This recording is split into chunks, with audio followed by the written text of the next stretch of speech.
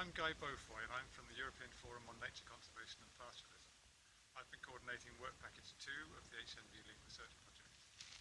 So we know that high nature value farming is declining all across Europe, and in some areas it's declining very severely. So we need to find solutions.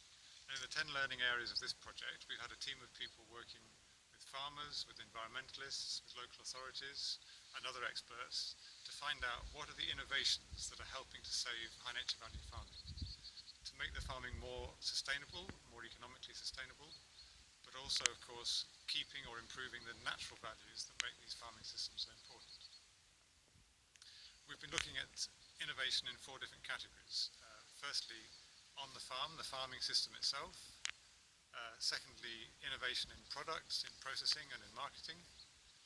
Thirdly, social and institutional innovation, by which we mean things like how farmers can organise themselves to solve their own problems locally, or how institutions can organise themselves better to reach out to farmers to find out what the issues are faced by high nature value farmers and to help them working in partnership.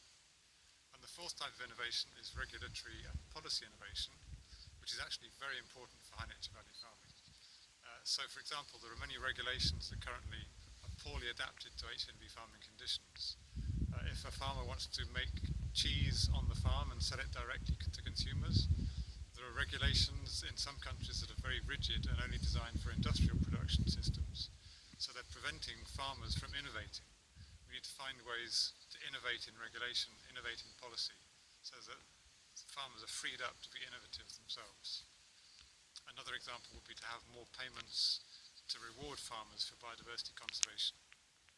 And what we're finding through our work is that in the 10 learning areas across Europe, innovations are happening.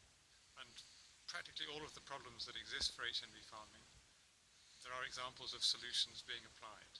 The problem is that the solutions are only in certain areas and they're often on a very limited scale. So the challenge, and this is what we're going to address in the next phase of the project, is to spread all of this innovation wider across the learning areas and across Europe, and to put into practice these good models of innovation that do exist and that have been tried and tested.